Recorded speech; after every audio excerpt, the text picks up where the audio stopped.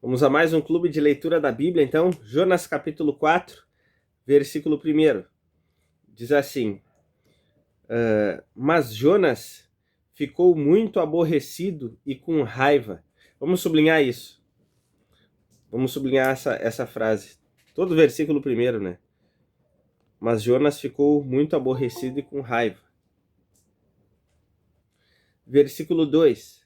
Versículo 2. Ele orou ao Senhor e disse: Senhor, não foi isso que eu disse estando ainda na minha terra? Vamos sublinhar isso. Não foi isso que eu disse estando ainda na minha terra? Por isso me adiantei fugindo para Tarsis. Pode sublinhar isso também. Por isso me adiantei fugindo para Tarsis. Pois sabia que tu és Deus bondoso e compassivo, tardio em irar-se e grande em misericórdia, e que mudas de ideia quanto ao mal que anunciaste. A gente pode sublinhar todo o versículo 2 também. Aqui a gente vê por que ele fugiu, né? Ele deixa claro aqui por que ele fugiu. Vamos lá, versículo 3. Agora, Senhor, peço que me tires a vida, porque para mim é melhor morrer do que viver. O versículo 3 a gente pode sublinhar: peço que me tires a vida. Peço que me tires a vida. Então, do versículo 1 ao 3, vamos escrever: Jonas ficou bravo. Jonas ficou bravo, não queria antes ir a Nínive para que não fossem salvos. É bastante coisa, mas vamos lá. Jonas ficou bravo, não queria antes ir a Nínive para que não fossem salvos.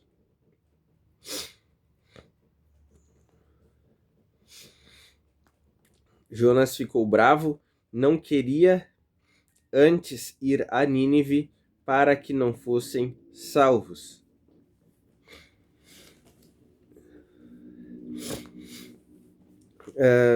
Versículo 4. E o Senhor disse: Você acha que é razoável essa sua raiva? Vamos sublinhar essa frase. Você acha que é razoável essa sua raiva? Versículo 5. Então Jonas saiu da cidade e sentou-se num lugar a leste da mesma. Ali construiu um abrigo, sentou-se na sombra, para ver o que aconteceria com a cidade. Pode sublinhar: para ver o que aconteceria com a cidade. Vê que ele ainda está na expectativa de Deus destruir, né? Ele ainda quer que Deus destrua.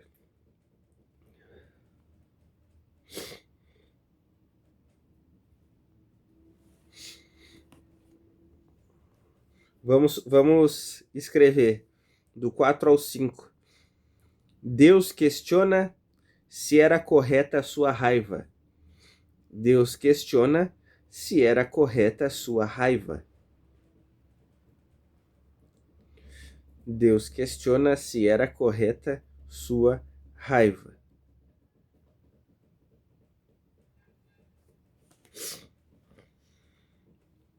Deus questiona se era correta a sua raiva. Versículo 6.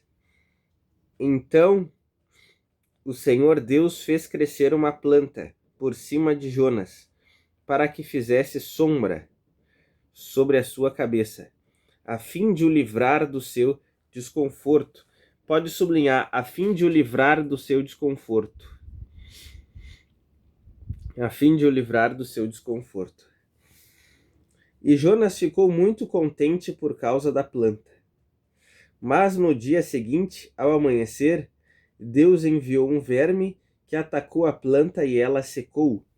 Vamos sublinhar: Deus enviou um verme que atacou a planta e ela secou.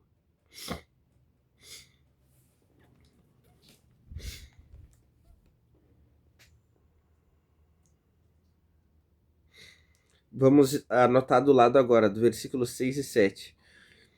Enquanto Jonas observa a cidade, Deus provê sombra com árvore.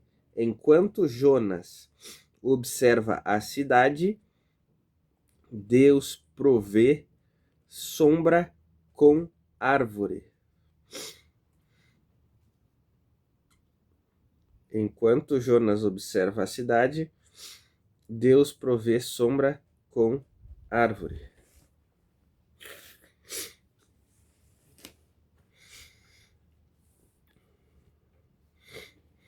Versículo 7. Versículo 7. Mas no dia seguinte, ao amanhecer... Não, versículo 8, desculpa. Versículo 8. Quando o sol nasceu, Deus fez soprar um vento leste muito quente. O sol bateu na cabeça de Jonas de maneira que ele quase desmaiou. Pode sublinhar. O sol bateu na cabeça de Jonas. O sol bateu na cabeça de Jonas de maneira que ele quase desmaiou. Então pediu para morrer. Pode sublinhar isso também. Então pediu para morrer. Sublinha isso. Então pediu para morrer, dizendo: para mim é melhor morrer do que viver. Versículo 9. Então Deus perguntou a Jonas: você acha que é razoável essa sua raiva por causa da planta? Pode sublinhar isso. Você acha que é razoável essa sua raiva por causa da planta? Jonas respondeu: é tão razoável que até quero morrer. Pode sublinhar a resposta dele também. É tão razoável que até quero morrer.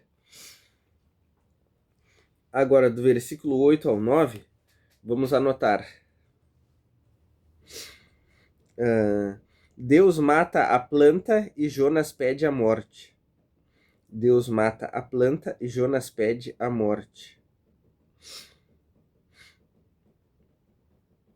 Deus mata a planta e Jonas pede a morte. Deus mata a planta e Jonas pede a morte. Versículo 10. E o Senhor disse: você teve compaixão da planta. Sublinha isso. Você teve compaixão da planta. Você teve compaixão da planta. Sublinha. Que não lhe custou nenhum trabalho. Você não a fez crescer. Numa noite ela nasceu e na noite seguinte desapareceu. E você não acha que eu deveria ter muito mais compaixão da grande cidade de Nínive, em que há mais de 120.000 pessoas que não sabem distinguir entre a mão direita e a mão esquerda, e também muitos animais? Pode sublinhar todo o versículo 11. Sublinhar todo o versículo 11.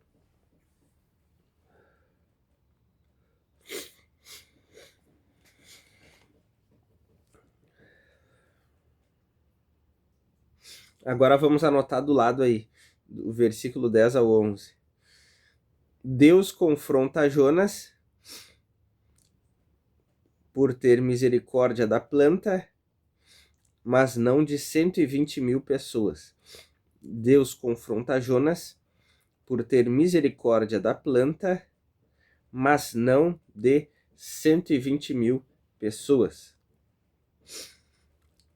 Deus confronta Jonas por ter misericórdia da planta, mas não de 120.000 pessoas. Eu já venho, irmãos, é rapidinho, só vou... Então aqui a gente finalizou a leitura, né? Vamos ler o que a gente anotou? Vamos ler o que nós anotamos nesse capítulo 4.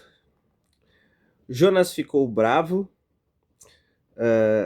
não queria antes ir a Nínive, porque para que não fossem salvos. Então a gente viu ali, a gente até sublinhou ali, mas Jonas ficou muito aborrecido, com raiva, porque eles tinham se convertido e Deus cancelou o juízo, né? Cancelou a destruição. Aí ele diz assim para Deus: ah, Senhor, não foi isso que eu disse, olha só, não foi isso que eu disse, estando ainda na minha terra? Por isso me adiantei fugindo para Tarsis, pois sabia que tu és Deus bondoso e compassivo, tardio em irar-se e grande em misericórdia, e que mudas de ideia quanto ao mal que anunciaste. E aí depois ele pede para morrer. Então olha só, vejam que antes dele fugir, lá no início do livro, né, quando Deus manda ele para Nínive e ele foge para Tarsis, a gente vê que ele não fugiu do nada, ele falou, ele orou e falou com Deus ainda, dizendo assim: olha só, Senhor, eu não vou ir para Nínive, porque o Senhor é grande em misericórdia. Pode ser que eu pregue lá, as pessoas creiam, se convertam, e aí o Senhor não destrói eles. Por quê? Porque o Senhor é tardio em irar-se, o Senhor é compassivo. Eu sei que se eles então se arrependerem, o Senhor não vai destruir eles. Então, olha como nessa fala e nessa oração fica muito clara a malignidade no coração de Jonas, o rancor, a mágoa dele com o povo de Nínive. Vocês entenderam isso, sim ou não? Entenderam? Ele foi capaz de orar isso e falar para Deus, porque como nós vimos lá no início, né, quando eu falei do contexto do livro, Nínive era a capital da Síria e esses eram os principais inimigos de Israel naquele momento ali. Então, Jonas ele queria a morte dos inimigos dele e não a conversão e a salvação. Ele não queria o arrependimento, ele queria a morte deles, né? E isso é muito ruim. Imagina que a gente está diante aqui, meus irmãos, do maior pregador da história, no sentido de que ele pregou uma frase só e 120 mil pessoas se converteram, aquele que mais teve resultado, tá bom? Só que ele era um pregador sem amor. Ele era um pregador que não tinha amor, não tinha misericórdia, não tinha compaixão. Pelo contrário, ele queria a destruição das pessoas ao qual ele pregou. Pá, isso é bem complicado, né? Muito terrível. Vamos seguir. Depois, Deus questiona se era correta sua raiva. E é tão forte, né? Tão forte o sentimento dele que ele pede a morte depois de ver que Deus poupou, né? Depois que ele viu ali, então, que Deus poupou a cidade, ele pede a morte. Deus questiona ele se era razoável, se tinha um motivo justo por trás de toda aquela raiva dele, né? E a gente vê que não havia um motivo justo, porque ele não estava pelo certo, ele estava pela vingança. Ele não queria, então, que simplesmente, né, os inimigos se arrependessem, mas ele queria a vingança. Depois, nós anotamos: enquanto Jonas observa a cidade, Deus provê sombra com árvore. Porque ainda assim a gente vê que Jonas saiu da cidade e ele se sentou lá num banquinho, olhando para a cidade, porque ele ainda tinha uma esperança, né? Que Deus fosse mandar, sei lá, um meteoro, ia destruir a cidade e matar todo mundo. Ele ainda tinha um fiozinho de esperança. Ah, vai que eles, depois desse arrependimento deles aí, vai que eles comecem a fazer coisa errada de novo, né? E Deus destrói eles. Então, Jonas ficou lá longe, observando, esperando Deus destruir. Mas aí Deus fez crescer uma planta ali do lado dele, porque ele estava num lugar onde tinha muito sol. E aí veio uma sombra, né? Olha a misericórdia e o amor de Deus com Jonas ainda, né? A paciência de Deus com Jonas. Colocou uma sombra ali para ele não ficar desconfortável. Aí nós lemos, ali no versículo 7, a gente anotou: Deus mata a planta e Jonas pede a morte. Porque a gente vê ali, nós sublinhamos, que foi Deus que enviou um verme, atacou a planta, né, e ela secou. E aí a gente viu que o sol bateu de novo, né, na cabeça do Jonas e ele quase desmaiou, e ele pediu a morte. Aí então a gente vê que Deus perguntou para Jonas, né, você acha que é razoável essa sua raiva por causa da planta? E ele disse, sim, é razoável e eu até quero morrer. Então aqui qualquer coisa, tá? Qualquer coisa aqui deixa Jonas bravo, porque a gente vê que ele está completamente insatisfeito com Deus. Porque Deus não destruiu os inimigos dele como ele queria. E aqui a gente vai ler agora o checkmate que Deus dá nele, no final. Deus confronta Jonas por ter misericórdia de uma planta, mas não de 120 mil pessoas. E nós sublinhamos ali. O Senhor disse: você tem compaixão da planta. E a planta, né, numa noite ela nasceu, numa noite, né, enfim, na noite seguinte ela morreu. Aí Deus diz no versículo 11: e você não acha que eu deveria ter muito mais compaixão da grande cidade de Nínive, em que há mais de 120 mil pessoas que não sabem distinguir entre a mão direita e a mão esquerda, e também muitos animais. Ou seja, tu tem misericórdia de uma planta que não foi tu que plantou, mas tu não tem misericórdia de 120 mil pessoas. E Deus deixa claro aqui, ó, não sabe distinguir da mão direita e esquerda. O que Deus está querendo dizer? Está dizendo que eles eram maus? Sim, eles eram perversos? Sim. Eles eram pecadores? Sim, eles eram pecadores. Só que eles eram ignorantes, ou seja, eles não conheciam a palavra de Deus, entendem? Eles nunca tiveram contato com Deus de verdade. Só que depois que eles tiveram o primeiro contato com Deus, que ainda foi uma frase só, e ainda dita por um pregador mal-humorado, né? Ó, em 40 dias essa cidade vai destruir. Esse foi o primeiro contato que eles tiveram com Deus. E esse contato bastou para que eles se arrependessem e fossem salvos. Ou seja, depois que eles ouviram a Deus, eles se converteram. E aí Deus não levou então em consideração o tempo da ignorância. Como também está escrito isso lá em Atos capítulo 17, que quando nós nos voltamos para o Senhor, né, quando a gente conhece a Deus e a gente se entrega para Cristo, Deus não leva em conta, né, o tempo da ignorância, quando a gente não conhecia Deus. Porque se a gente se arrependeu, né, então Deus cancela todos os pecados do nosso passado, entende? Então, nós vemos aqui nesse livro, né, nesse livro de Jonas aqui, um livro fantástico, curto, mas muito profundo e que traz uma lição preciosa demais.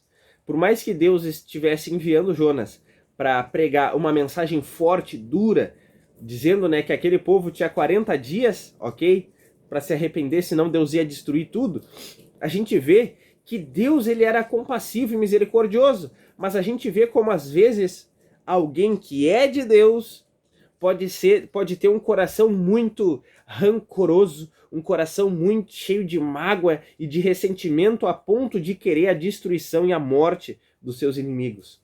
Então aqui fica esse contraste. Um Deus que pode até ameaçar, mas ele deseja a conversão e a salvação das pessoas, porque ele não quer destruir. Deus não tem prazer. Em Ezequiel está escrito que Deus não tem prazer na morte do ímpio. Antes, ele deseja que o ímpio se arrependa e se converta dos seus pecados, ok? Então, o contraste de um coração de Deus que é completamente misericordioso e um coração humano que muitas vezes é rancoroso, cheio de ressentimento e de mágoa, a ponto de fazer a gente desejar a morte dos nossos inimigos. Ah, mas ele se arrependeu. Não quero saber que ele se arrependeu. Quero que ele seja destruído.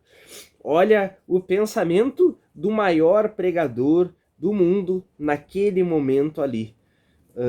Então vejam, meus irmãos, que às vezes a gente pode servir a Deus sem amor e sem misericórdia. E isso aqui é muito grave. Porque a Bíblia diz, no Novo Testamento, que como é que as pessoas iam identificar, como é que as pessoas perceberiam que nós somos cristãos, que nós somos seguidores de Cristo. A Bíblia diz, por causa do amor. Por causa do amor. E a Bíblia diz, aquele que ama conhece a Deus. Mas agora eu pergunto para vocês, Jonas tem amor no seu coração ali pelas pessoas? Não, né? Olha que terrível isso. Olha que terrível isso. Então, às vezes a gente pode achar que tá arrasando. Ah, eu tô arrasando, eu tô dizimando até dos centavos. Tô dizimando até dos centavos, eu não falto culto, pode chover, eu tô lá na igreja, é sol, eu tô lá na igreja, eu tô em todos os cultos, né? Enfim, todas as conferências. Ah, tô arrasando. Tá bom, Lucas. E aquela situação lá daquela pessoa lá que te feriu, que fez mal para ti, como é que tá? Tu tá orando, tu deseja a salvação dela? Não, Senhor. Eu quero que ela seja destruída. Lucas, tu conhece a minha palavra, mas tu não conhece o Deus da palavra. Eu vou repetir isso. Tu conhece a palavra, mas não conhece o Deus da palavra. Ou tá insatisfeito com Deus da palavra. Se eu tive misericórdia de ti, Lucas, por todo o teu passado de falhas, por que tu não quer que eu tenha misericórdia daquelas pessoas que falharam? Entende, irmãos?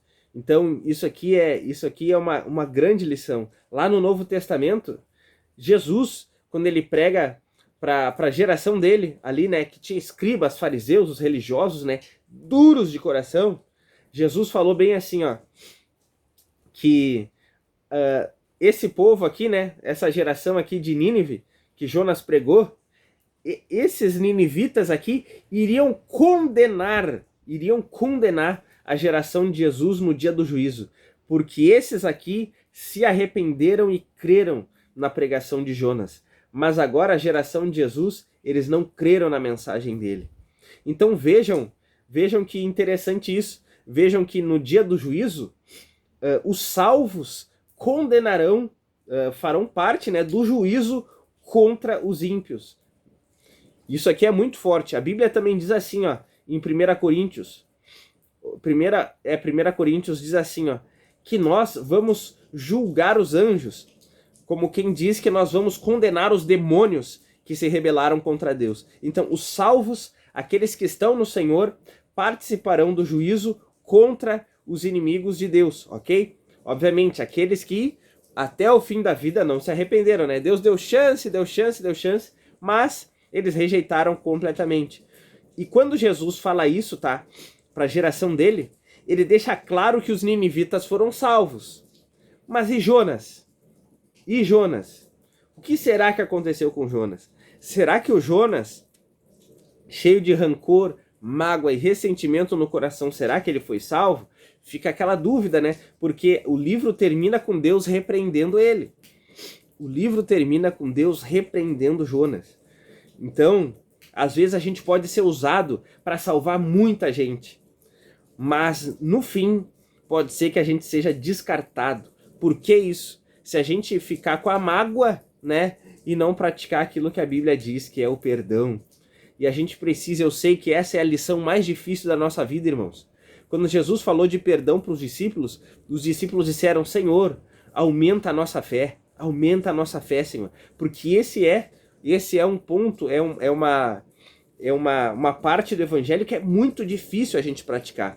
O perdão e o amor aos inimigos, porque tem coisas que são difíceis a gente perdoar, entende? Como falei, os ninivitas, eles faziam pirâmide de crânios dos viajantes, né? Aqueles que passavam por Nínive viajando lá, e às vezes os israelitas faziam isso, os ninivitas, ó, tiravam ali, né, a cabeça e colocava ali de amostra numa pirâmide. Então as pessoas que chegavam nos portões de Nínive tinham uma pirâmide de cabeça lá, de crânios. Tamanha era a maldade deles. Então o Jonas ficava irado com eles em relação a isso, porque seus conterrâneos, né, seus irmãos, foram mortos.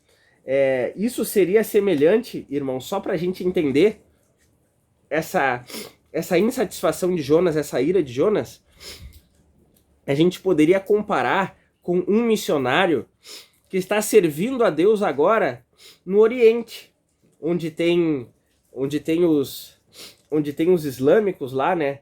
Onde tem aqueles que, enfim, adoram outro Deus. E eu não sei se vocês já viram algum vídeo, alguma coisa assim, mas a condenação para aqueles que creem em Jesus, na religião deles, é a morte por decapitação, ok? E muitos irmãos nossos, né, estão morrendo dessa forma brutal, ok? Agora imagina, tu é um missionário onde o islamismo impera, ok? E aí tu tá vendo os irmãos da tua igreja, aqueles que congregam contigo, serem mortos dessa maneira. E tu tá lá. E aí, daqui a pouco, ao invés de tu tá fazendo missão lá, e ao invés de tu querer o arrependimento e a salvação dessas pessoas, tu quer a morte delas. Por quê? Porque eles estão tirando a vida daquelas pessoas que tu ama, dos teus irmãos na fé. Vocês estão entendendo isso, sim ou não? Estão entendendo isso, sim ou não? E se fosse um parente nosso? E aí, será que seria tão simples assim a gente perdoar, a gente amar e querer a salvação deles. Vocês estão entendendo? Então, aqui a gente vê, né? Aqui a gente vê como muitas vezes é difícil. A gente pode dizer assim, Deus, eu quero ser usado para salvar milhares, para salvar milhões. Glória a Deus por isso. Mas olha o que Jonas passou para poder ser instrumento para salvar 120 mil pessoas com uma frase só. Vocês estão entendendo o raciocínio? Estão entendendo? Então, às vezes é difícil, irmãos. Às vezes tem coisas que são muito difíceis a gente viver. A gente admira os missionários, glória a Deus, e a gente deve orar todos os dias pela vida deles. E queira Deus que a gente seja um deles um dia, no sentido de Deus confiar a nós uma missão da gente ir para longe e salvar muitas pessoas através da nossa vida. Mas não é fácil. Não é fácil. As pessoas, né, que têm esse chamado vivem em momentos difíceis, mas aquilo que Deus faz através da vida deles é glorioso. É glorioso. E eu já vi no rosto assim, de missionários, né, que eu tive contato, que embora, né, tenham esses contras, né, essa parte que é difícil da perseguição e tudo mais, né, mas eu sempre vi no rosto deles assim, aquele sorriso de quem diz vale a pena, porque é lindo demais ver Deus salvando pessoas que nunca tinham ouvido o evangelho antes. Então, Jonas foi instrumento de Deus para salvar a nação mais perversa da terra naquele momento ali. Todos foram salvos, mais de 120 mil. Mas a gente vê que, infelizmente, né, o tempo de ver ali aquelas injustiças e a maldade daquele povo, aquilo ali endureceu o coração de Jonas. E eu digo para vocês, ó, nunca percam a esperança na salvação de alguém. E sabe, é fé também, é muita fé também. A gente olhar para uma pessoa que está ali se arrependendo e se convertendo e tu pensar assim, ó, ela não é mais a mesma, ela é uma nova pessoa. Vocês estão entendendo? Porque se é válido para nós, aquele versículo que diz assim, ó, aquele que está em Cristo, nova criatura é. As coisas velhas já passaram, eis que tudo se fez novo. Para nós é maravilhoso a gente saber que a gente foi perdoado completamente, né? E que o nosso passado de falhas, né? Enfim, Deus não considera mais. Para nós é maravilhoso. E aí as pessoas, né, que conhecem o nosso passado, às vezes nos olham meio torto, e a gente fica assim, ó, eles não entendem a minha conversão, eles não entendem que eu não sou mais o mesmo. Mas agora eu pergunto para ti, e tu? Tu entende quando uma pessoa que te feriu se arrependeu e agora está no Senhor, tu consegue fazer a equação e olhar para ela como uma nova pessoa e uma nova criatura? Ou tu também olha para ela levando em conta o passado? Entenderam isso? Sim ou não? Então, meus irmãos, o evangelho é... eu vou usar uma frase aqui que pode não fazer sentido, mas vocês vão entender. O evangelho é terrivelmente amoroso. Porque mesmo os mais perversos, se eles se arrependerem e crerem, Jesus e Deus vai perdoar essas pessoas. Que nem aquele homem lá na cruz, né? Aos 45 do segundo tempo, ele disse para Jesus, Senhor, lembra-te de mim quando entrares no teu reino. Porque ele disse, nós merecemos essa condenação, né? Falou pro outro crucificado. E depois ele falou, lembra-te de mim quando entrares no teu reino. Com certeza aquele homem teve atos hediondos, vocês estão entendendo? Mas Jesus falou para ele, em verdade te digo, ainda hoje estarás comigo no paraíso. Olha que palavra de salvação, vocês entenderam? Aquele homem cometeu crimes terríveis, mas Jesus perdoou eles. Aí alguns de nós pode pensar assim, ó, mas isso é injusto. Mas isso é injusto. E se fosse um assassino, um exemplo, se fosse alguém que toca intimamente nas mulheres, crianças, e vocês entenderam o que eu quis dizer, né? Como assim ser perdoado do nada? Agora eu pergunto para vocês, Jesus livrou ele da morte ali na cruz, sim ou não? Ó, aquele homem ali, ele foi perdoado, tá? Ele foi perdoado. Jesus falou, ainda hoje estarás comigo no paraíso, tá bom? Jesus falou isso para ele. Agora eu pergunto para vocês, aquele homem saiu da cruz vivo, sim ou não? Fisicamente, ele saiu da cruz vivo, sim ou não? Não, né? Aquele homem acabou morrendo. Por que isso? Porque foi a colheita momentânea do mal que ele fez na vida. Vocês entenderam isso? Então, Deus, ele é misericordioso, mas também ele é completamente justo. Ele nos livra da condenação eterna relacionado ao mal que a gente fez, ok? Mas se a pessoa cometeu crimes, Deus não vai livrar essa pessoa de ser presa, ok? Ou de receber ali vamos dizer assim, a justiça pelo mal que ela fez, ok? Então, aquele homem ali acabou morrendo ali na cruz, mas ele foi salvo, ok?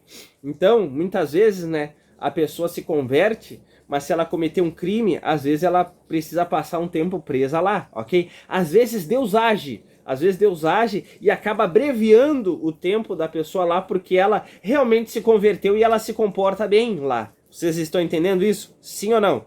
Eu conheci vários testemunhos de irmãos nossos que foram presos, mas tiveram a sua pena abreviada e muito, porque eles se converteram, se arrependeram e tiveram um bom comportamento, ok? Mas Deus não livrou eles completamente de serem presos, ok?